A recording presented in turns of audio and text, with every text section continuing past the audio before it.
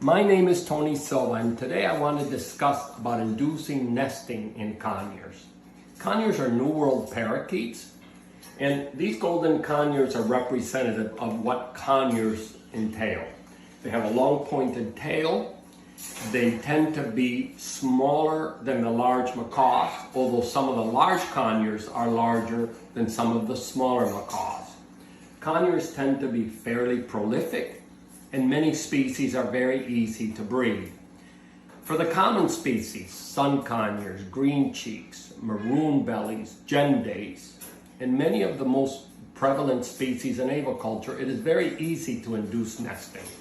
And what we do is we need to take the birds first out of breeding condition and then bring them into breeding condition. How do we take them out of breeding condition?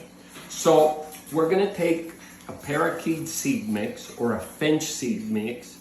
We're going to add a little bit of pellet and a little bit of seeds. This will be their diet for a period of 6 to 8 weeks. Now, we want to induce them to breed when light and temperature and humidity are correct. We can't expect them to come into breeding condition in the deep of winter when there's only 6 hours of daylight. If they're indoors, it's much easier because you can increase the daylight period. So what we want to do is we want to feed them this diet and this diet alone for 6 to 8 weeks. We want to make sure that they come totally out of condition. At the end of 6 or 8 weeks, we switch over completely to what I call an enriched and wet diet. What does that enriched diet and wet diet contain? First, we want to focus on vegetables: steamed sweet potato, squash, broccoli, beets, carrots. We want to make sure that this represents about 30 to 40% of the diet.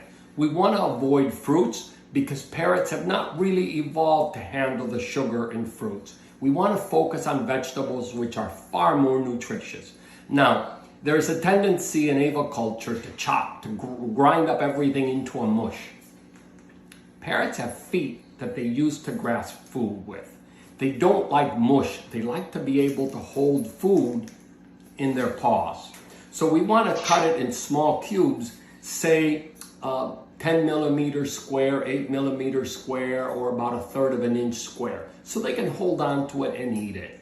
That way we're inducing them to feed. We also want to give them the vegetables warm so that they feed, they want to gorge on it. And then we're going to add extra calcium during the breeding season to the wet diet, even if we feed pellets. And then the other component, the other 60%, will be pellets. And why do I recommend pellets?